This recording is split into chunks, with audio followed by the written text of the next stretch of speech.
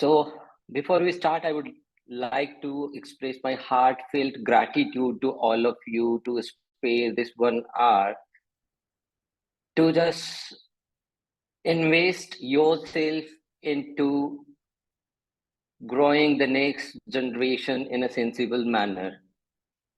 It's a huge commitment which we are taking up to contribute in the development, in the growth, evolution of the next generations. तो आप सब लोगों का बहुत बहुत धन्यवाद। संडे की इस शाम को आप 1 घंटा नए जनरेशन की ग्रोथ के लिए सोचने, विचारने और कुछ निश्चय करने के लिए निकाल रहे हैं। और हम जब बात करें कि हमें इस टॉपिक पे बात करने की जरूरत क्या पड़ी, what is the future of education, हमें ये बात क्यों करनी चाहिए, इस बारे में मैं विस्तार से आगे बात करूंगा। लेकिन एक चीज मैं बड़े दावे के साथ कह सकता हूं कि अगले 2 दशक भारत देश के हैं और हम डेवलपिंग से डेवलप्ड कंट्री के रूप में अपने आप को देखेंगे, लेकिन उसके लिए तैयारी करनी पड़ेगी। अपने आप होने वाला वो काम नहीं है। पॉलिटिशियंस अपना काम करेंगे, जुडिशरी अपना काम करेगी, मीडिया अपना काम करेगी। Being an educator, I feel this urge कि हमें भी एक एज अ कम्युनिटी इस पे विचार करना चाहिए, हमें इस पे काम करना चाहिए। इसलिए मैंने इस पे ये सीरीज ऑफ कन्वर्सेशन शुरू की हैं। इस टॉपिक को मैं बार बार बात भी करता हूँ और मेरी ये कोशिश है कि अगर मैं 5,000 10,000 लोगों तक भी अपनी बात ये पहुंचा पाया और उनमें से कुछ सैकड़ों लोग अगर इस मुहिम में मेरे साथ जुड़ गए तो मेरा ये जीवन सफल हो जाएगा। इसी सोच के साथ ये शुरुआत हमने की है इस टॉपिक पे बात करने की। इससे पहले कि हम शुरू करें और कुछ और पार्टिसिपेंट्स भी जुड़ जाएं, मैं फॉर्मल इंट्रोडक्शन अपना देना चाहूंगा। मेरा नाम शिवराम है और मैं एक पैशनेट एजुकेटर हूं। मैं पिछले 2 दशक से शिक्षा के क्षेत्र में काम कर रहा हूं और यूरो इंटरनेशनल स्कूल मेरा एक पहला इनिशिएटिव है एजुकेशन में। 2016 में कोड विद्या के नाम से हमने इंडिया की पहली कंपनी बनाई थी जिसने क्लास 1 से क्लास 10 का कोडिंग का करिकुलम डेवलप किया था। और अब हम 300 से ऊपर स्कूल्स में और राजस्थान सरकार, यूपी सरकार के साथ भी कोडिंग के करिकुलम, स्किल एजुकेशन पे काम कर रहे हैं। अगर हम बात करें यूरो स्कूल की, तो euro International school is known for 2 things, one is innovation and second is empathy. हमने इसको अपना मूल मंत्र बना लिया कि स्कूल किस डायरेक्शन में काम करे। स्कूल को सिर्फ 2 एस्पेक्ट्स पे अगले आने वाले 3 साल तक गहराई से काम करने की जरूरत है और ये हमने ठान लिया है। One is innovation, second is empathy. अब अगर हम बात करें कि फ्यूचर ऑफ एजुकेशन क्या है, उससे पहले हम ये बात करेंगे कि इस विषय पे हमें बात करने की जरूरत क्यों पड़ी।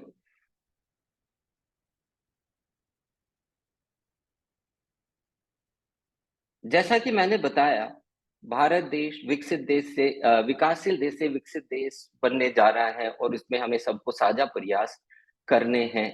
तो ये जो एजुकेशन मॉडल हम आज के दिन जिस एजुकेशन मॉडल को फॉलो कर रहे हैं, उसमें क्या कमियां हैं। कुछ वीडियोज हैं जो मैं आपके साथ शेयर करूंगा और उसके बाद में मैं इस विषय पे अपनी बात करना चाहूंगा।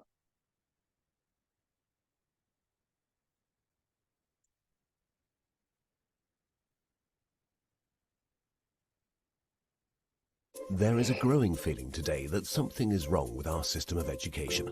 But what is it? Well, we send our children to school to prepare them for the real world, which is changing very, very fast. But our schools haven't changed much for hundreds of years. In fact, thought leaders from around the world agree that the current system of education was designed in the industrial age mainly to churn out factory workers. And this industrial age mentality of mass production and mass control still runs deep in schools. तो पहली बात जो गौर करने लायक है वो ये है कि स्कूल्स जो हैं वो इंडस्ट्रियल एज को कैटर करने के लिए बने थे, और अब इंडस्ट्रियल एज के बाद में टेक्नोलॉजी जब ओवर पावर कर रही है सारी चीजों को, उस वक्त क्या हमें स्कूल सिस्टम में, एजुकेशन के सिस्टम में परिवर्तन करना चाहिए? ये एक क्वेश्चन है। और अंदर से आप लोगों की आवाज आएगी कि हाँ, हमें इस पे सोचने की जरूरत है, और ये सही समय है कि हम इन विषय पर बात करें, और हम प्रयास करें कि हम हमारे इंडिविजुअल लेवल्स पे कैसे चेंज कर सकते हैं।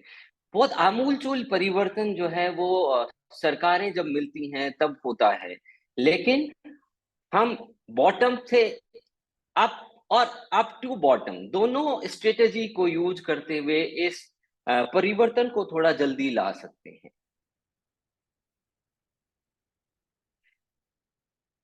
अब हम ये बात करें कि इंडस्ट्रियल एज की जो वैल्यूज हैं, क्या वो अब इस समय पे फिट हो रही हैं क्या? और अगर वो फिट नहीं हो रही हैं तो हमें उनमें क्या चेंज करना चाहिए? तो इंडस्ट्रियल एज की पहली जो वैल्यू है वो ये है कि एक फैक्ट्री नुमा माहौल में हम सबको एक ही सांचे में डाल के, और जो आउटकम है वो डिफाइंड है।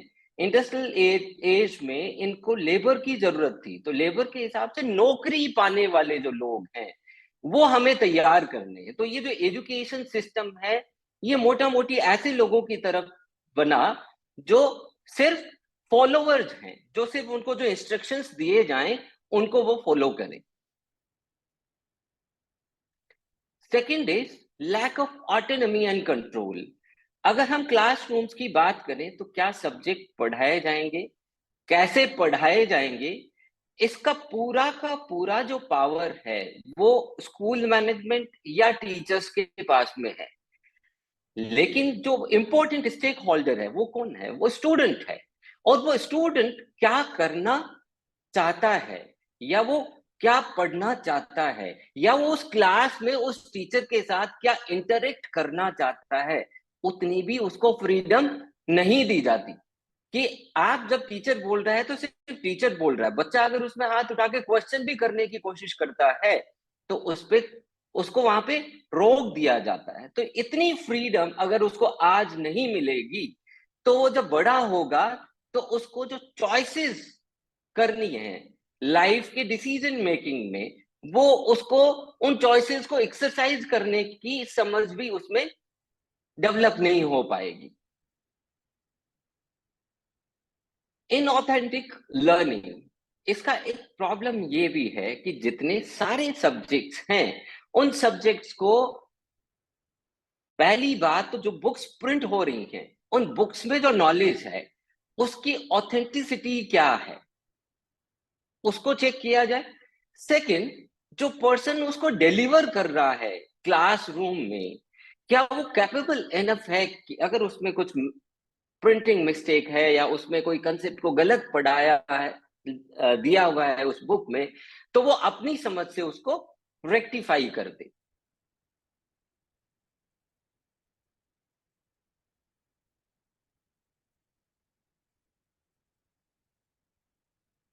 Fourth is there is no room for passion and interest. मैं पिछले 20 साल से एक बात बड़ी बार बार करता हूं, follow your passion, follow your passion, follow your passion. But बात यह है कि वो रिकॉग्नाइज ही नहीं कर पाए तो वो फॉलो क्या करेंगे? तो फिर जो प्री डिफाइंड पाथ हैं जो हमें समझ में आते हैं, एज ए टीचर हमें समझ में आ गया या पेरेंट्स को समझ में आ गया, तो हम उनको उन्हीं रास्तों पे चला देते हैं कि तू डॉक्टर बन जा, इंजीनियर बन जा, तो थोड़ा अगर कम पढ़ा लिखा है तो थोड़ा टीचर बन जा। इस तरीके के ऑप्शंस हम उनको देना शुरू कर देते हैं। अगर अब वो बच्चे की जो नेचुरल टैलेंट है उसको एक्सपोज करने, एक्सप्लोर करने, उसको नर्चर करने का मैकेनिज्म डेवलप करना हमें आज की जरूरत है। And difference is in how we learn. हर बच्चे का सीखने का तरीका अलग है, उसके इंटरेस्ट अलग हैं। कोई बुक से पढ़ेगा, कोई जो मेंटर सिर्फ बोल के पढ़ा रहा है उससे समझ में आएगा, कोई ऐसा बच्चा है जो वीडियो देख के समझ पाता है। तो ये उसका जो लर्निंग कर्व है, वो अगर अंडरस्टैंड नहीं करेंगे और उसके अकॉर्डिंग हम टीचिंग को अलाइन नहीं करेंगे, तो बच्चे उस क्लास में डिसइंटरेस्टेड हो जाएंगे।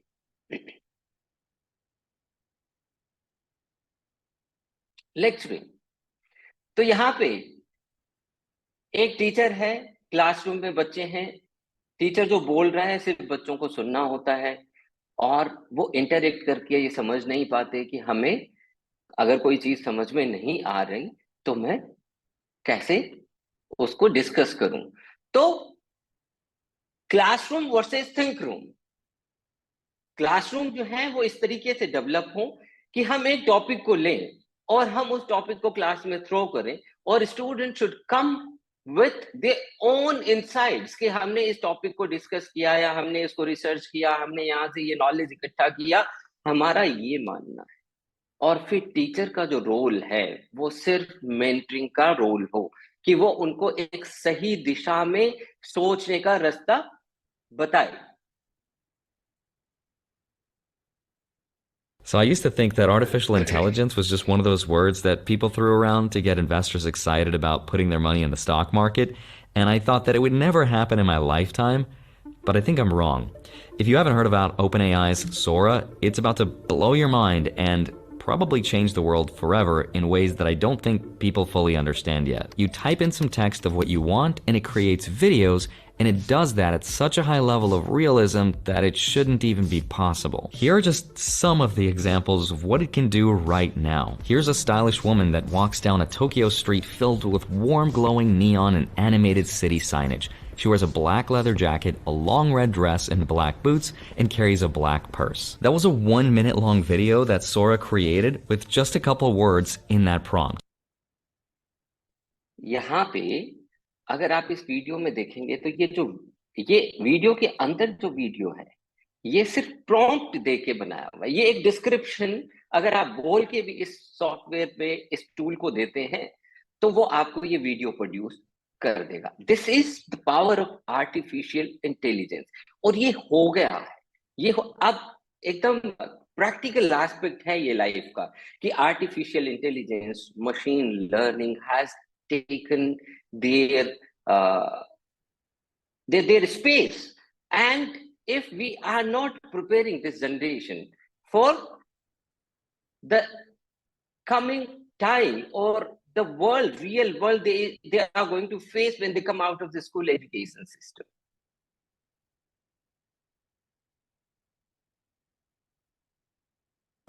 One critical emerging technology is artificial intelligence. AI is not just about ChatGPT or large language models.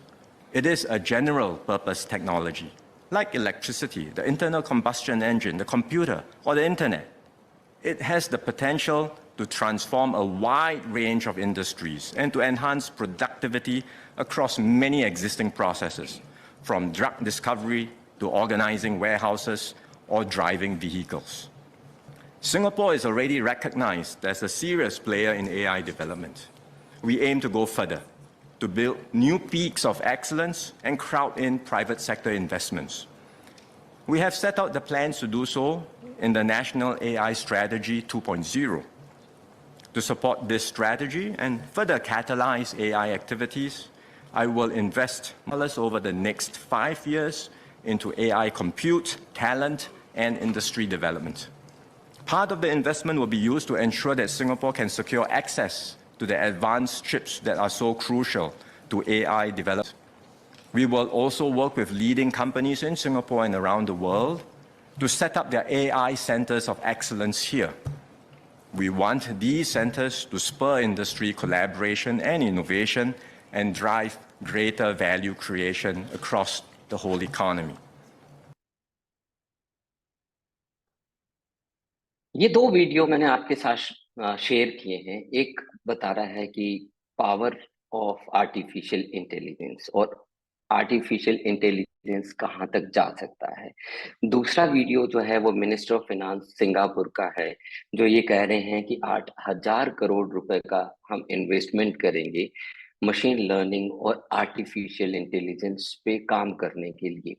और इन्होंने इसी सत्र में ये भी इनके मिनिस्टर ने ये कहा था कि 40 साल से ऊपर के जो लोग हैं उनको हम सब्सिडाइज्ड कोर्सेज देंगे, जिससे वो इन सारी नई तकनीकों को सीख पाएं और वो ऑफिसेज में जाके उन तकनीक को यूज कर पाएं, जिससे वो पूरे वर्ल्ड के साथ पेस को मैच कर पाएं।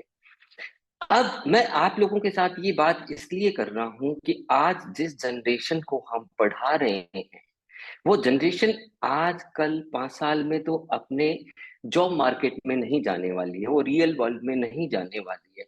जो बच्चा फर्स्ट सेकंड थर्ड क्लास में है वो 15 से 18 साल की जर्नी पूरा करने के बाद जब बाहर जाएगा तो हमें उसको 100 साल पुरानी तकनीक से पढ़ाने में कोई समझदारी नहीं है। हमें उस 20 साल बाद की जो जर्नी है उसके लिए तैयार करना है, और उसके लिए भी डेटा है, हाउ द वर्ल्ड इवोल्व। अगर हम बात करें तो अगर एक देश विकासशील से विकसित देश बनने की यात्रा पूरी करेगा, जो देश इंडस्ट्रियल एज से इस टेक्निकल एज में आए और दे आर डेवलप्ड कंट्रीज, उन्होंने क्या क्या चीजें सही की जिन्हें हमें कॉपी करना है, और क्या क्या चीजें उन्होंने हमसे सीखी, ये भी हमें समझना है। ये जब बात मैं शुरू करूं उससे पहले मैं आपको 2 उदाहरण देना चाहूंगा। आपने एप्पल का तो नाम सुना होगा, आईफोन का। उसके जो फाउंडर है स्टीव जॉब्स, वो अपनी आत्मकथा में ये लिखते हैं कि जब मेरी एप्पल कंपनी एक शिखर की तरफ जा रही थी और मैं जब स्टक हो गया था कि मैं कैसे इसको एक लेवल से आगे लेके जाऊं और what is the purpose of my life, वो भारत देश आए थे। 2 महीने उन्होंने भारत में बिताए और उन्होंने स्पिरिचुअल एस्पेक्ट ऑफ लाइफ को समझा था। और उसके बाद वो लिखते हैं कि मेरे को इतनी क्लैरिटी आ गई कि मुझे जो भी करना है वो क्यों करना है। और उन्होंने ये भी कहा कि उसके पीछे पैसा कारण नहीं था, एकमात्र पैसा मेरे लिए पर्पज नहीं था। तो उसके बाद में अगर आईफोन की जर्नी को आप देखेंगे तो बड़ी रिमार्केबल है। तो डेवलप्ड कंट्रीज की वो जो टूल्स एंड टेक्निक्स और जो स्किल्स हैं वो, और भारत देश की जो स्पिरिचुअल, जो अध्यात्म की जो ताकत है, उन दोनों को साथ लेके जब हम आगे बढ़ेंगे तो एक संतुलित जीवन की हम परिकल्पना कर सकते हैं और उसके लिए हम इस जनरेशन को तैयार कर सकते हैं। हमें एक हॉलिस्टिक अप्रोच की जरूरत है। मैं ये मेरे पिछले वेबिनार में भी इस विषय पे मैंने काफी अच्छे से बात की है, लेकिन मैं वापस आप लोगों का ध्यान इस तरफ ड्रॉ करना चाहूंगा कि अगर हम जीवन की बात करें तो 4 उसके इंपॉर्टेंट एस्पेक्ट हैं। 1 is personal, 2 is spiritual, 3 is professional, 4 is social. ये 4 मोटा मोटी एस्पेक्ट्स हैं जिसमें हम अपने जीवन को बांट सकते हैं। लेकिन विडंबना ये है कि हमारा ये जो 25% प्रोफेशनल एस्पेक्ट है ये 150% बन गया, और हमारी सारी जो प्लानिंग है, जो हमारी सारी एक्टिविटीज डिजाइंड हैं, वो इस 25% के इर्द गिर्द है। और इस 25% ने बाकी जो 75% है, जो पर्सनल है, स्पिरिचुअल है, सोशल है, उसको इसने खाना शुरू कर दिया। और मिडिल क्लास जो है वो मिडिल क्लास के उस लूप में अटक के इसलिए रह गया कि उसकी जो अब की वर्तमान परिस्थिति की जो समस्याएं हैं वो उसकी पैसे के इर्द गिर्द हैं या उसकी प्रोफेशनल लाइफ के इर्द गिर्द हैं, वो उससे बाहर सोचने का मौका नहीं देती।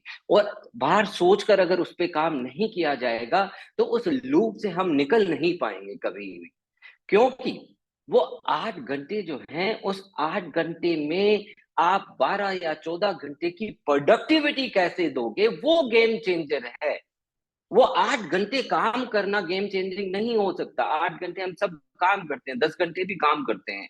हाथ से काम करने वाले मजदूर भाई बहन जो है वो हमसे भी ज्यादा मेहनत करते हैं। लेकिन हम उस लूप से बाहर कैसे निकलेंगे, उस स्थिति से आगे कैसे बढ़ेंगे? तो हमें ये पर्सनल, स्पिरिचुअल, सोशल, इन तीनों एस्पेक्ट्स को भी बराबर इंपॉर्टेंस देनी रहेगी। और वही हॉलिस्टिक अप्रोच है। और ये हमें करके दिखाना होगा, ये हमें सिर्फ बातों से नहीं कर सकते। मैं ये बार बार बात करूं कि आपको फिजिकली फिट होना है, मैं फिजिकली फिट नहीं हूं, मैं फाइनेंशियली अगर फिट नहीं हूं, मैं स्पिरिचुअली अगर अपने आप को इवोल्व नहीं कर रहा हूं, मैं सोशली फिट नहीं हूं, तो मैं ज्ञानबाजी कितना भी करता रहूं, हमारी नेक्स्ट जनरेशन को फॉलो करने के लिए वो रोल मॉडल कहाँ से मिलेंगे?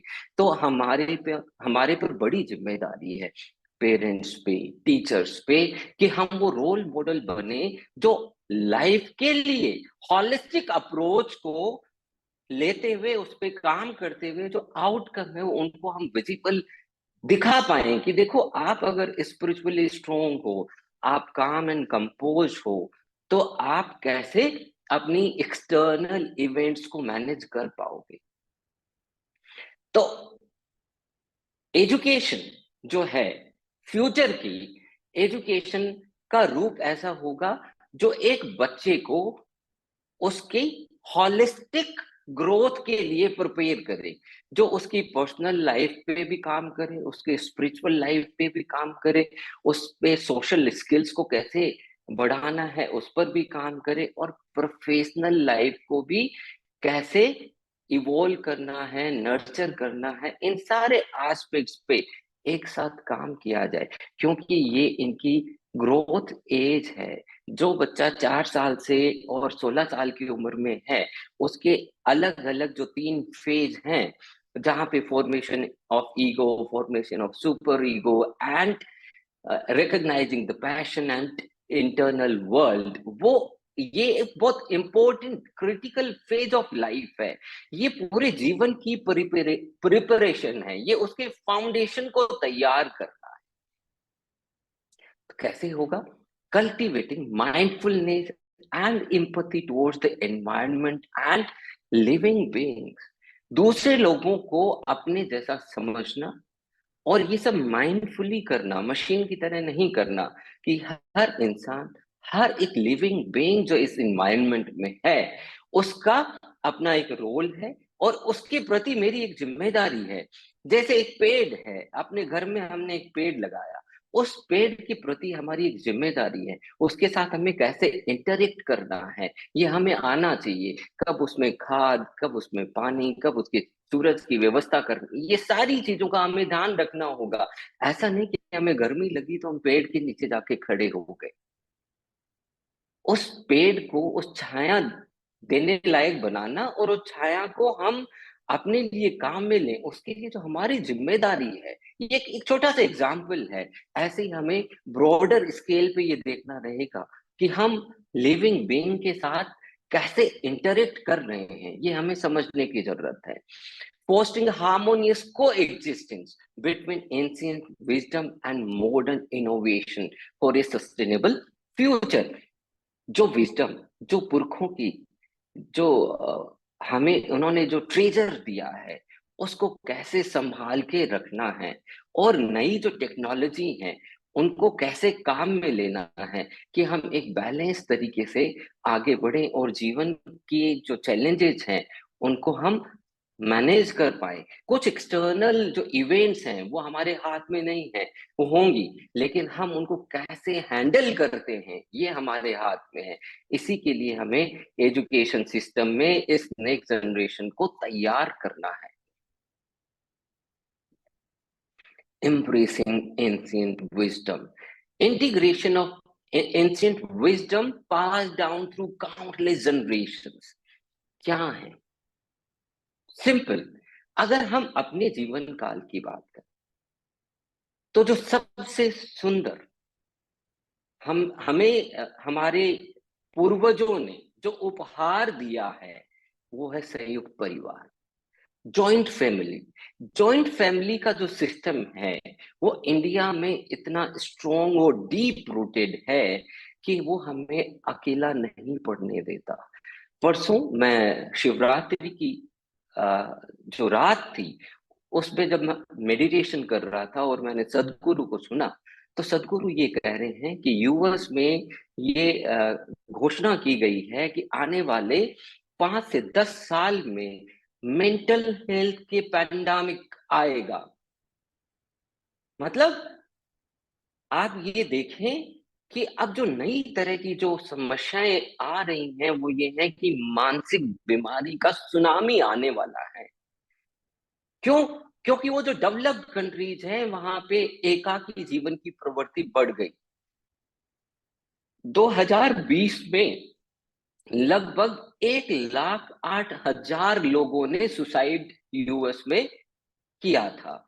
ये डेवलप्ड कंट्रीज की जो खामियां हैं वो खामियों के रिजल्ट आने शुरू हो गए, और अगर हम आंख बंद करके उसको फॉलो करेंगे तो वो हमें भी भोगना पड़ेगा। तो एक चीज वो है जॉइंट फैमिली। हमारा जो फैमिली का स्ट्रक्चर है, हमारा जो सोशल स्ट्रक्चर है, हमारी जो अध्यात्म की जो ताकत है, वो हमें सब सहेज के रखनी है।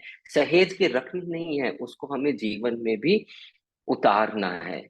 तो मैं पिछले दिनों विपस्सना जाके आया था। विपस्सना 10 दिन का अपना मेडिटेशन का एक कैंप होता है, जिसमें आप किसी से बात नहीं कर सकते, नजर मिला के वर्बल नॉन वर्बल कोई कम्युनिकेशन नहीं कर सकते। दिन में 10 घंटे 12 घंटे 12 घंटे आपको दिन में मेडिटेशन करना है। तो it is like mental marathon. ये जो तकनीक है ये 2500 साल पुरानी है, और ये भारत देश में ही इस मेडिटेशन की टूल टेक्निक को महात्मा बुद्ध ने डेवलप किया था, और ये घूमते घूमते घूमते फिर भारत देश में वापस आई। भारत बहुत ही रिच कंट्री है। इसके पास एक मानव जीवन को सुंदर तरीके से कैसे जिया जाए उसके सारे संसाधन उपलब्ध हैं। हमें उनको पहचानना है और उनको प्रैक्टिस में लेके आना है। Building emotional connections. मैं हमेशा से ही ये बात करता आया हूं कि सारे लोग आईक्यू की बात करते हैं, इंटेलिजेंस क्वोशंट की बात करते हैं। हमें ईक्यू पे भी फोकस करना चाहिए, इमोशनल क्वोशंट पे भी फोकस करना चाहिए। There is a data that 55% of your growth, development, evolution depends upon how mature emotionally you are। आप आपका ईक्यू कितना हाई है उस पे ये डिपेंड करेगा कि आप अपने जीवन में कितना आगे बढ़ पाते हैं। आईक्यू की बात करें तो आईक्यू का रोल 45% है, ईक्यू का रोल 55% है। लेकिन पिछले 50 साल में हम सारी की सारी इंपॉर्टेंस किसको दे रहे हैं? हम आईक्यू को दे रहे हैं। बच्चे को ये आना चाहिए, बच्चे को वो आना चाहिए, बच्चे को ज्ञान आना चाहिए, लेकिन उस ज्ञान को उस ज्ञान को इम्प्लीमेंट करने के लिए उसको वो समझ भी तो होनी चाहिए ना, कि इस स्थिति में हमें ये ज्ञान काम आएगा। आपके पास सुई भी है, आपके पास तलवार भी है, लेकिन आपको किस परिस्थिति में सुई काम में लेनी है, किस परिस्थिति में आपको तलवार काम में लेनी, ये समझ तो आपको होनी चाहिए। संसाधन तो है आपके पास, तो ज्ञान को किस परिस्थिति में किस रूप में काम में लेना है, ये सारी चीजें हमें ईक्यू डेवलप करने से मिलेगा। And the emotional connections student form with teachers, peers and the wider community, इस पे हमें काम करना होगा। क्योंकि आज हम एक छोटे समूह का हिस्सा हैं। एक बच्चा एक परिवार में रहता है, परिवार में 5-6 सदस्य हैं, फिर वो वहां से निकल के स्कूल में जाता है जो उसका एक बड़ा परिवार है। वहां पे उसके पास बच्चे ज्यादा हैं, उसके पास टीचर्स भी हैं, ड्राइवर कंडक्टर्स भी हैं। तो ये मानो कि ये 2000 लोगों की एक कम्युनिटी है। उन 2000 लोगों की वेरिड कम्युनिटी, अलग अलग बैकग्राउंड से जो लोग आए हैं, उनके साथ वो इंटरेक्ट करना, उन चीजों को कैसे मैनेज करना, सिंपली अपने टिफिन, अगर आपका बच्चा क्लास में है, आपका दोस्त है, वो टिफिन लेके नहीं आया, वो अकेले बैठा है, आप उसके टिफिन, अपने टिफिन से शेयर करके उसको कुछ खिलाते। सिंपल इमोशनल क्वेश्चन है कि आज ये टिफिन नहीं लेके आया, मेरे पास जो है उसको मैं साझा कर लेता हूँ, कल हो सकता है मैं भी टिफिन भूल जाऊं, मैं इसके साथ साझा कर लूं। ये इमोशनल क्वेश्चन है, ये इमोशनल कनेक्शन है उस बच्चे के साथ, जो उसको उस दिन अपॉर्चुनिटी मिली कि इसके साथ में इस इमोशनल कनेक्ट को एस्टेब्लिश करूं। ऐसे ही collaborative projects to foster effective communication, teamwork among classmates। मैं हमेशा से ये कहता आया हूँ कि जब ग्लोबल सिनारियो की हम बात करते हैं, तो भारत देश में पिछले 20 सालों में बाहर से मल्टीनेशनल कंपनीज आई हैं, इंडिया की भी कंपनीज मल्टीनेशनल हो गई हैं, जो बाहर जाके काम करती हैं। वहाँ के लोग यहाँ आते हैं, यहाँ के लोग बाहर काम करने जाते हैं। अगर हम शेखावाटी की बात करें, तो मैं 18-19 का आपको डेटा देना चाहूंगा कि 18-19 के साल में शेखावाटी से 25,000 बच्चे बाहर देशों में पढ़ने के लिए गए थे। तो जब ये बच्चा बाहर भी पढ़ने जा रहा है, उसकी अच्छी यूनिवर्सिटीज में एडमिशन हो रहे हैं, तो हम उस मल्टी डायमेंशनल सोसाइटी में उस बच्चे को कैसे इंटरेक्ट करना है, उनके साथ कैसे कोलैबोरेट करके काम करना है, ये हमें स्कूल्स में ही उन बच्चों को सिखाना है। Emotional connection with nature. Spending time in nature, engaging in activities such as gardening, hiking, and observing the natural world, वहां से जो विजडम आती है, ये साइंटिफिक फैक्ट आपके साथ में शेयर कर रहा हूं कि जितना भी नॉलेज है, वो एनर्जी फॉर्म में इस यूनिवर्स में है।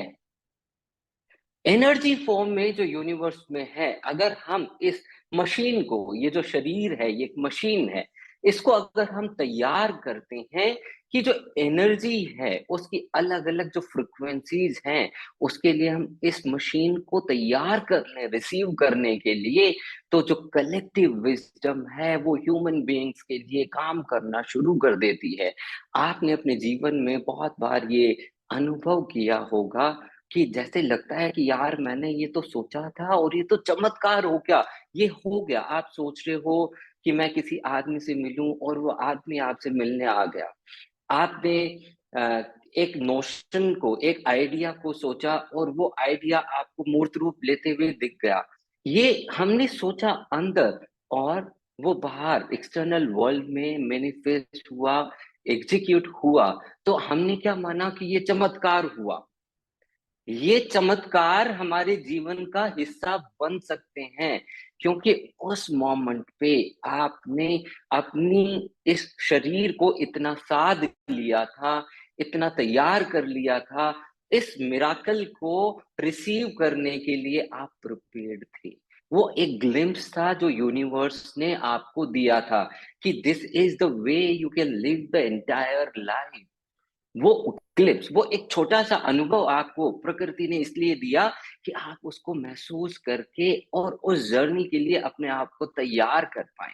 आप इस शरीर को उस फ्रीक्वेंसी को रिसीव करने के लिए तैयार कर पाए। और इसका सबसे आसान तरीका, एफर्टलेस तरीका ये है कि जितना आप प्रकृति के साथ समय बिताएंगे, ये मशीन जिसको हम शरीर कहते हैं, ये उसकी फ्रिक्वेंसी के साथ इंटरएक्ट करने के लिए तैयार होती जाएगी। और ये जब तैयार होगी, तो वो जो चमत्कार थे वो जीवन का हिस्सा बनना शुरू हो जाएंगे, और आप दैनिक जीवन में ऐसे अनुभव करते जाएंगे। और ये जब अनुभव आपके बढ़ते जाएंगे, तो जीवन सुंदर होगा। ये हमें करना है, ये हमें नेक्स्ट जनरेशन को सिखाना भी है। और फॉर्चुनेटली अगर अपन अपने सीकर शहर की बात करें, तो यहाँ पे स्मृति वन है, हर्ष पहाड़ हाइकिंग के लिए, ऊपर भोलेनाथ का मंदिर भी है।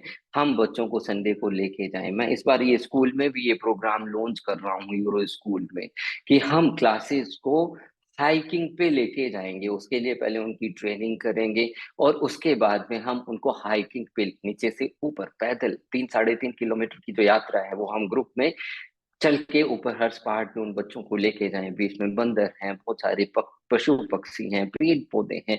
हर स्थिति परिस्थिति में बच्चा उनसे कैसे इंटरेक्ट करता है, कैसे उनको रिस्पोंड करता है, कैसे उनसे सीखता है, ये करते करते हम ऊपर जाएंगे और हम ऊपर बैठ के मेडिटेशन करके और वापस आएंगे। ये हमारे करिकुलम का हिस्सा बनने वाला है सेशन 2024-25 से। Exploring native cultures, developing a deep connection with our own souls and broader community.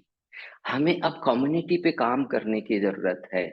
तो स्कूल्स में भी छोटी छोटी कम्युनिटी बनेंगी। जैसे आप देखो कि एक कोडिंग की कम्युनिटी है, एक लैंग्वेज की कम्युनिटी है, एक स्पोर्ट्स की कम्युनिटी है, एक कल्चरल की कम्युनिटी है, एक स्टूडेंट काउंसिल है, वो एक 30 बच्चों की कम्युनिटी है जो उस पूरे स्कूल में बच्चों की वेल बीइंग के लिए क्या क्या प्रैक्टिसेस अडॉप्ट कर सकते हैं उनका से है। ये मेरे को आपके साथ शेयर करते हुए बड़ी खुशी होती है कि पिछला जो सेशन निकला है उसके जितने मेजर इवेंट्स हैं, चाहे एनुअल फंक्शन है, चाहे स्पोर्ट्स डे है, चाहे वेबिनार्स हैं, पेरेंटिंग सेमिनार्स हैं, सारे फंक्शंस की तैयारी में 90% रोल स्टूडेंट काउंसिल का है। और मैं हमेशा बड़े जोर देकर और बड़े विश्वास के साथ ये कहता हूं कि ये जो यंग जनरेशन है ये हमसे स्मार्ट है। हमें सिर्फ उनके साथ गार्ड की तरह रहना है। हमारी जो गाइडेंस है वो हमें उनको देनी है, लेकिन उन्हें उतनी स्वतंत्रता भी देनी है कि वो अपने नए नए विचारों पे काम करें। काम करेंगे तो वो फेल होंगे तो उससे लर्निंग आएगी। इस बार एनुअल फंक्शन में हम जब स्टूडेंट काउंसिल से डिस्कस कर रहे थे तो एक 8th क्लास के स्टूडेंट ने मेरे को ये कहा कि सीनियर सिटीजन्स के लिए बैठकर खाने की व्यवस्था होनी चाहिए। ये कभी भी हमारे दिमाग में नहीं आया, लेकिन उस छोटे से बच्चे के दिमाग में आया, हमने उसको इम्प्लीमेंट कर दिया। तो उस एक बच्चे की आइडिया को जब इम्प्लीमेंट किया तो सारे बच्चों को ये मैसेज गया कि हाँ, हमारे विचारों को तवज्जो मिलती है। तो उसके बाद वो और नए विचारों के साथ हमारे पास आने लगे। और हमारे जो 100-150 लोग हम हैं, उनके तो लिमिटेड विचार हैं, उनके पास आइडियाज लिमिटेड हैं। अब आप ये देखो कि ये 2000 बच्चों की स्ट्रॉन्ग कम्युनिटी है, वो ये सोचती है कि इस स्कूल में ये आइडिया हमें इम्प्लीमेंट करना चाहिए और हम उसको रिस्पेक्ट करते हैं और उस पर हम काम करते हैं। तो हम इस नई जनरेशन को ये मैसेज दे रहे हैं कि yes, we respect your ideas and we are working like a community. ये एक समूह है, ये संस्था जो है ये सारे बच्चों की है। ये अकेले मैनेजमेंट की नहीं है, ये अकेले टीचर्स की नहीं है, ये पेरेंट्स, स्टूडेंट्स, टीचर और मैनेजमेंट सबकी साझा जिम्मेदारी है और ये साझा मिशन भी है। Meditation practice is to cultivate emotional resilience and self awareness. सबसे इंपॉर्टेंट एस्पेक्ट है सेल्फ अवेयरनेस, और उसको क्रिएट करने के लिए, सेल्फ अवेयरनेस क्रिएट करने के लिए मेडिटेशन से अच्छा कोई टूल नहीं है। This year euro school is coming up with a very state of the art beautiful meditation hall. जो पूरा 2400 स्क्वायर फीट का एरिया है वो बच्चों को मेडिटेशन के लिए अवेलेबल होगा। और जब क्लासेस फ्री होती हैं, कोई टीचर एब्सेंट होता है और हम दूसरे अरेंजमेंट करते हैं, उसके बजाय हम उस 35 मिनट को बच्चों को उस हॉल में भेजेंगे और वो वहां जाकर मेडिटेशन करेंगे। तो ये हम उनको एक एक्सपोजर दे रहे हैं। Preparing for a changing world. हमें इन बच्चों को, जो बहुत फास्ट वर्ल्ड चेंज हो रहा है, अगर हम देखें कि पिछले 20 साल में इंटरनेट के आने से लेके और मशीन लर्निंग, आर्टिफिशियल इंटेलिजेंस की जो जर्नी है वो बड़े फास्ट चेंज हुई है। 2015-16 में हमें ऑनलाइन पेमेंट करने की आदतें डालनी थी, उसके बाद यूपीआई आ गया, अब ई कॉमर्स आ गया। Each and everything is happening virtually. आप 2 मिनट में सामान घर पे मंगवा सकते हैं। तो ये जितने फास्ट चेंजेस हो रहे हैं, हमारी इस नई जनरेशन को इन चेंजेस को कैसे अडेप्ट करना है, उसके लिए भी साथ साथ तैयार करना है। और वो हमें जो एकेडमिक्स है उसके साथ साथ सॉफ्ट स्किल्स पे भी हमें उनको तैयार करना है। तो जो सॉफ्ट स्किल्स हैं उनमें से इम्पोर्टेंट कुछ स्किल्स हैं, उनके बारे में मैं यहाँ पे बात करना चाहूंगा। One is critical thinking. Critical thinking ये है कि लॉजिकल वे में एक प्रॉब्लम स्टेटमेंट अपने सामने आता है तो उसको लॉजिकल वे छोटे छोटे टुकड़ों में तोड़ के कैसे सॉल्यूशन तक पहुंचना है, ये क्रिटिकल थिंकिंग है। कोलैबोरेशन। हम एक जब प्रोजेक्ट हमारे पास आया तो हमारे पास दो एस्पेक्ट हैं कि एक we work as a solo player, हम अकेले काम करके उसको पूरा करें, या हम एक टीम बनाएं और कोलैबोरेट करके उसको काम करें। एक प्रोजेक्ट है, उसका फाइनेंस कोई दो बच्चे देख रहे हैं, उसके रिसोर्सेज को लाने का कोई काम तीन बच्चे अलग देख रहे हैं, उसको एग्जीक्यूट कैसे करना है, उसकी स्ट्रेटेजी प्लानिंग पूरी पेपर पे सारे मिलके कर रहे हैं। अगर उनको किसी एक्सटर्नल हेल्प की जरूरत है तो वो फिगर आउट करते हैं कि हम किससे बात करके इस प्रोजेक्ट को पूरा कर सकते हैं। तो ये कोलैबोरेटिव एफर्ट्स हैं। कम्युनिकेशन। अगर आप इफेक्टिवली कम्युनिकेट कर पाते हैं कि मेरे अंदर क्या चल रहा है, तो वो भाषा कोई भी हो, इंग्लिश हिंदी, मैं इंग्लिश हिंदी जर्मन फ्रेंच कोई भी हो, लेकिन हमें वो कम्युनिकेट करना आना चाहिए। और जो आर्टिफिशियल इंटेलिजेंस मशीन लर्निंग उसके पीछे जो कोडिंग है कंप्यूटर्स के साथ कैसे कम्युनिकेट करना है।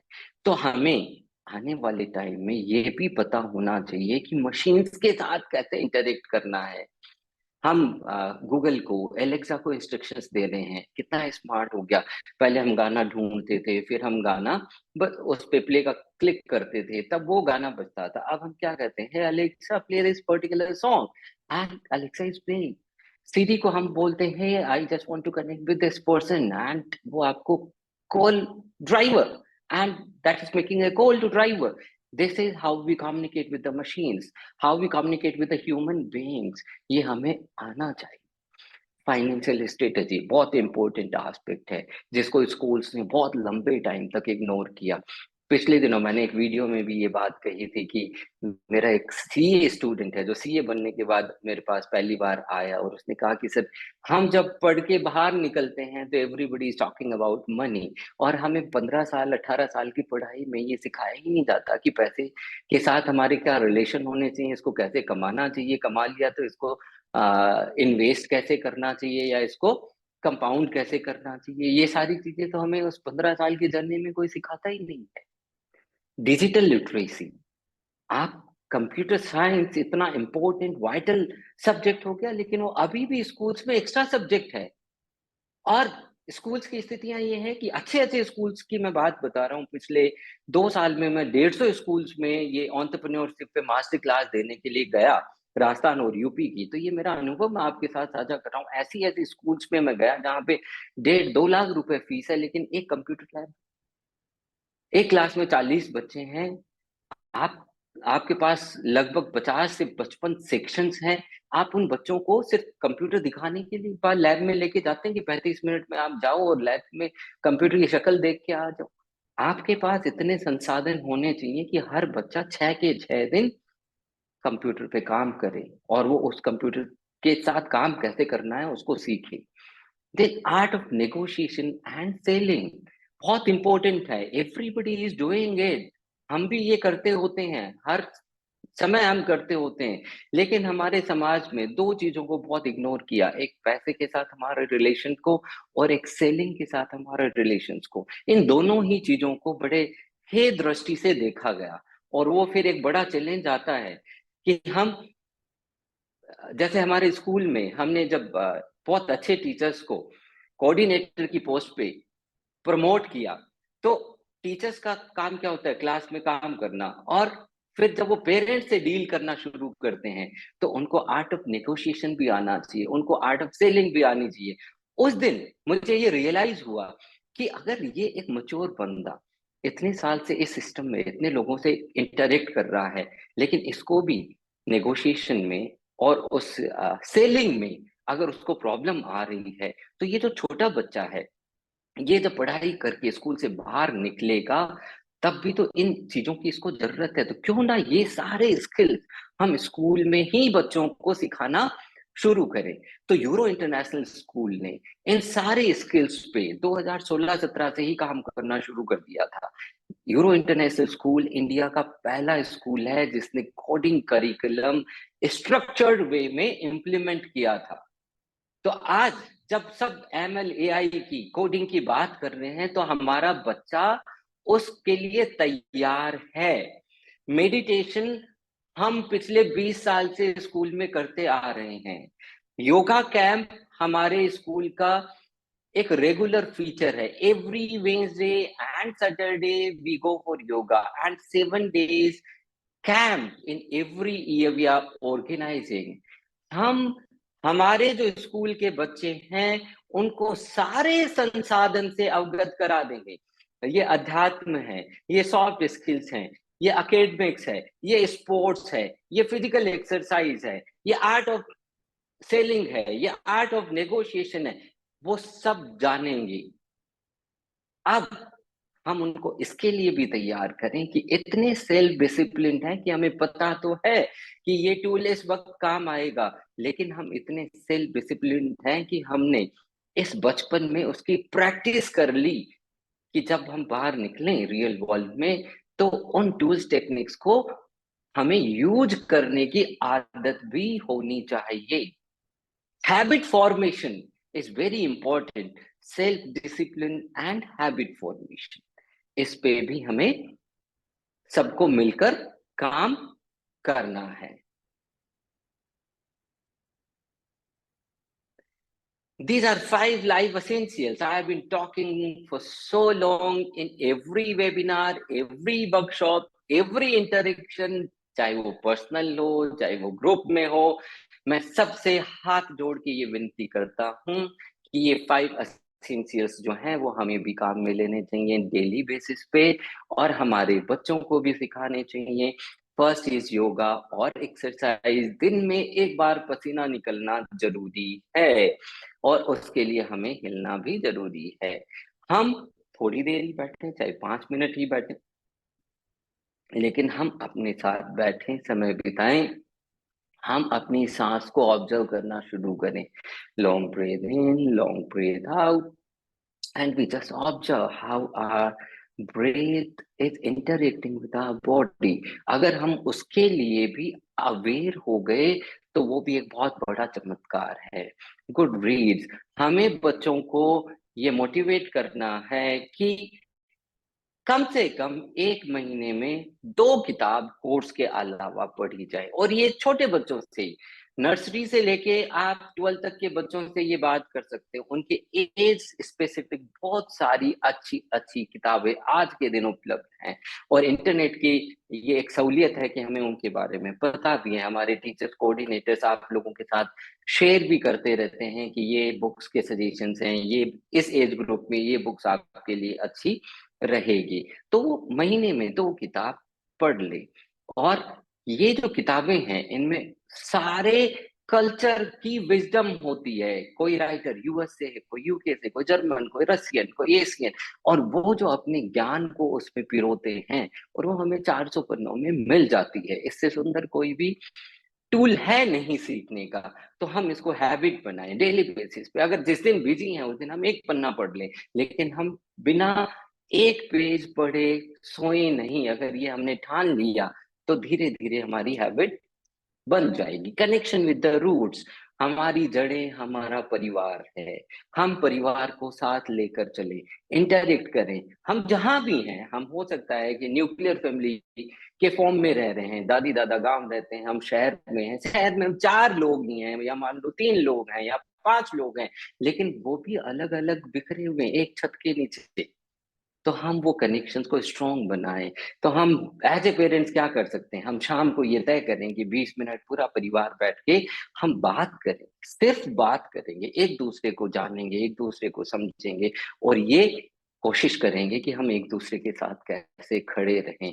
ये आदतें हैं जो हमें डेवलप करनी है। ये रिचुअल्स हैं जैसे हम खाना खाते हैं, वो भी तो हम दिन में 3 बार खाते हैं। वैसे ये 5 एसेंशियल्स को हम रिचुअल्स की तरह ही करना है। नेचर्स वॉक, प्रकृति के साथ समय बिताएं, जब भी जैसा भी, बहुत आसान है। जरूरी नहीं है कि हर दिन हम बाहर पार्क में जाएं। अगर एक छोटा सा गमला घर पे है, एक उस पे छोटी छोटी हल्की हल्की पत्तियां लगी हुई हैं, हमने सिर्फ उनको छू लिया और नजर भर के देख लिया, वो उससे इंटरेक्ट हो गया, प्रकृति के साथ जुड़ाव हो गया। आप घर से निकले, आपको नीला आकाश दिखा, आपने हाथ जोड़ के बहुत धन्यवाद दे दिया कि मेरे सुंदर जीवन के लिए बहुत बहुत धन्यवाद। You just express the gratitude to the all the elements of this nature. प्रकृति के सारे तत्वों को आपने अगर हाथ जोड़ के धन्यवाद दे दिया कि ये हवा है, ये जिससे मैं सांस ले रहा हूँ, ये आकाश है, ये धरती है जिस पे मैं चल रहा हूँ, वो प्रकृति के साथ इंटरेक्शन हो गया। कोई ज्यादा प्रयास की जरूरत नहीं है, जिस वक्त जैसा समय मिले उतना सा अगर हम इसको प्रैक्टिस में ले आएंगे तो हमें ब्यूटीफुल रिजल्ट्स मिलने शुरू हो जाएंगे। Thank you very much. Thanks a lot for listening patiently to me and giving me the opportunity to share my vision with you कि Euro International School as a futuristic CBSE school क्या कर रहा है। हम aware हैं हमारी जिम्मेदारियों के प्रति और आपसे करबद्ध निवेदन करते हैं कि आप सारे लोग हमारे साथ जुड़े और हम इस मिशन को आगे बढ़ाएं और नेक्स्ट जनरेशन को हम एक सुंदर जीवन के लिए तैयार करें। Thank you very much.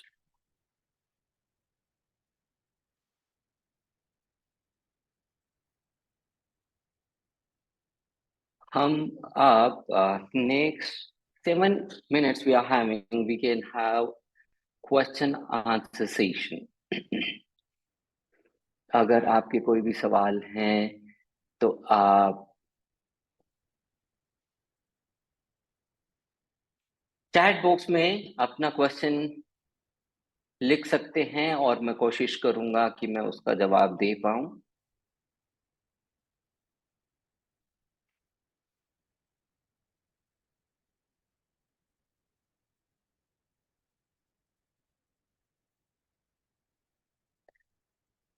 There are few thanks messages. Thanks to everyone for sparing your time, giving me the opportunity. I tried my best to share what I have with you, and I'm very grateful to all of you.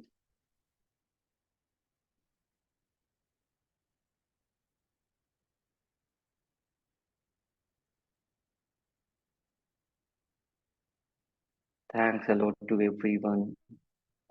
I would love to answer a few questions if you have.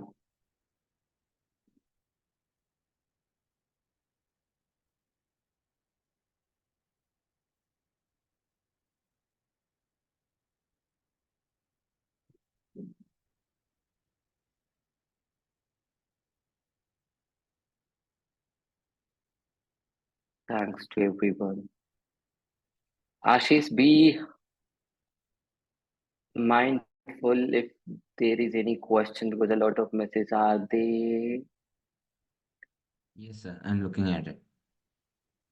I think there is no question so far. तो इससे मैं ये समझूं कि session बहुत अच्छा था और आप लोगों को बहुत सारे सवालों के जवाब मिल गए, तो अभी सवाल नहीं है, ऐसा माना जा सकता है क्या?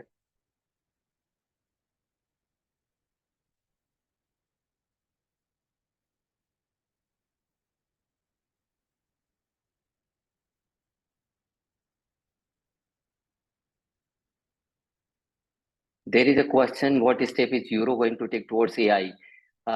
Dr. Sushil Kumar, I would love to draw your attention to this fact. Already we have introduced coding curriculum. Coding curriculum से ही हम एआई की तरफ बच्चों को लेके जा रहे हैं। अब हम इनके एज अप्रोप्रिएट जो क्लासेस हैं उनमें हमने एआई और मशीन लर्निंग को इंट्रोड्यूस कर दिया है और ये हम कई सालों से ही इस पे काम कर रहे हैं। और अभी भी अगर आप पिछले सेशन की अगर बात करेंगे तो पिछले सेशन में बच्चों ने अपने खुद से कोडिंग लिख के ऐप बनाए हैं और उन एप्स के थ्रू उन्होंने कुछ बिजनेस आइडियाज पे भी काम किया है, कुछ प्रॉब्लम्स को सोल्व करने की कोशिश की है। और राजस्थान गवर्नमेंट का जो आइडिया था उसमें भी यूरो स्कूल की टीम विनर थी। आईआईटी मुंबई में गए थे, वहां पे भी उन्होंने एक रोवर बनाया था। उस रोवर में उन्होंने आर्टिफिशियल इंटेलिजेंस और मशीन लर्निंग का यूज किया है। तो हम इस पे बड़ा सीरियसली काम कर रहे हैं।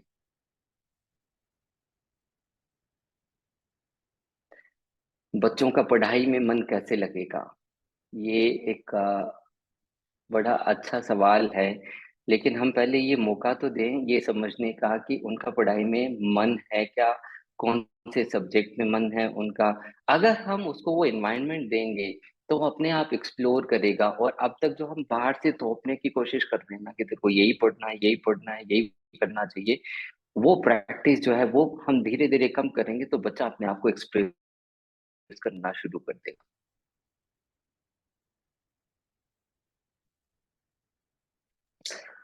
Unlike Euro school, majority of school in India don't support the teaching you suggest. So how can a child develop in such environment? Rahul ji, अगर हम बात करें तो 3% स्कूल प्रोग्रेसिव स्कूल है इंडिया में। बाकी स्कूल्स जो हैं वो मीडियोकर स्कूल्स होती हैं, वो चीज़ों को काफ़ी देर से समझती हैं। तो 3% स्कूल जो प्रोग्रेसिव स्कूल्स हैं वो इन चीज़ों पे काम कर रही हैं। और धीरे धीरे ये एक कॉमन सिनारियो हो जाएगा आपको और हमको मिलके ये करना है जब ये ऐसे रोल मॉडल क्रिएट होंगे। अब अगर हम देखें पिछले 20-25 साल में तो हम ये देखते हैं कि चारों तरफ हम जब एक इकट्ठा होते हैं, बात करते हैं, तो हम ये बात करते हैं कि फलाने का बच्चा जो है वो इंजीनियर बन गया, वो डॉक्टर बन गया, वो आईएएस बन गया। वो एक एक हिस्सा है। अगर अब थोड़े दिनों में हम ये बात करना, जैसे इंडिया में शार्क टैंक आ गया, छोटे बच्चे भी अब अगर शार्क टैंक में जाना शुरू कर देंगे, एंटरप्रेन्योरशिप आ जाएगा, टेक्नोलॉजी की बातें होनी शुरू हो जाएंगी। जब रोल मॉडल बनेंगे, जैसे अगर आप कबड्डी की बात करो तो हरियाणा में रोल मॉडल मिल गए तो खेल के प्रति रुझान बढ़ गया है ना। हमारे कुछ गाँवों में काफी अच्छे लोग आर्मी में चले गए तो उस गांव के बहुत सारे लोग आर्मी में चले गए। कहीं क्रिकेट खेलना शुरू कर दिया और एक अच्छा खिलाड़ी निकल गया तो उसके पीछे उस गांव से खिलाड़ी निकलने शुरू हो गए। This is how we work. हमारे पूरी कम्युनिटी में एक बंदा है जो वो स्टेप उठाता है और वो एस्टेब्लिश करता है कि हाँ, कंफर्ट जोन से निकल के एक बड़ा काम किया जा सकता है। और वो जब रोल मॉडल क्रिएट हो जाता है तो वो ये फेथ ट्रांसफर करता है बाकी लोगों में कि हाँ, मैं कर सकता हूँ तो आप भी कर सकते हो। और धीरे धीरे ये बढ़ना शुरू हो जाता है। तो आपको और हमें मिलके इस एनवायरनमेंट को तैयार करना है।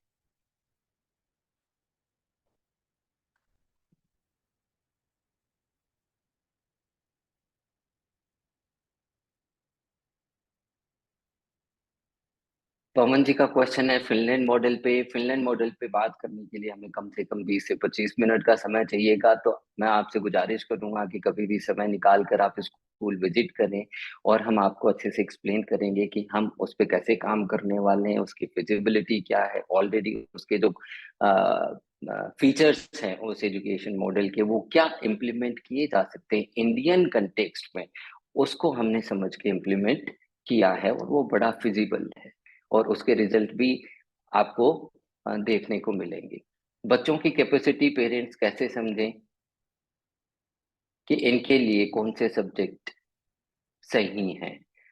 तो ग्रेजुएशन में, अगर ग्रेजुएशन की स्थिति तक आते आते पेरेंट्स को ही तय करना है कि उसको कौन से सब्जेक्ट में करना है, तो ये बड़ी चिंता की बात है।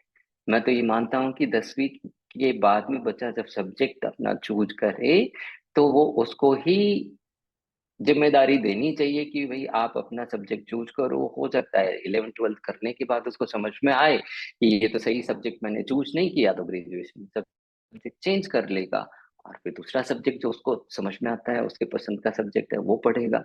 तो हमें नहीं करना, ये पेरेंट्स को नहीं करना। ये सब्जेक्ट कौन सा चूज करेगा, इतनी इंफॉर्मेशन है इंटरनेट पे, बच्चा खुद अपना रिसर्च करे, सारे पे प्रोज एंड कॉन्स को लिखे कि इस सब्जेक्ट के ये फायदे हैं, ये नुकसान है, ये फायदे, ये नुकसान है, मैं क्या कर सकता हूँ, मेरी क्या कैपेबिलिटीज है, मेरी क्या कॉम्पिटेंस है, क्या स्किल सेट है, उसको मैप करूं, उसके बाद में सब्जेक्ट डिसाइड करूं। Generally, students are marks oriented. How can we encourage them for knowledge based learning? इसका सबसे आसान तरीका तो ये है कि हम नॉलेज बेस्ड लर्निंग और आउटकम को डिफाइन करके, और आउटकम मार्क्स के अलावा जो दूसरे लर्निंग आउटकम्स हैं उनकी चर्चा करना शुरू कर देंगे, तो ये अपने आप बच्चों को मार्क्स ओरिएंटेड बनाया किसने है? हमने ही तो बनाया है, टीचर्स और पेरेंट्स और स्कूल्स ने ही तो मार्क्स की बात कर करके उनको मार्क्स ओरिएंटेड बना दिया। अब हमारे ही हाथ में है कि उसको नॉलेज ओरिएंटेड बना दो।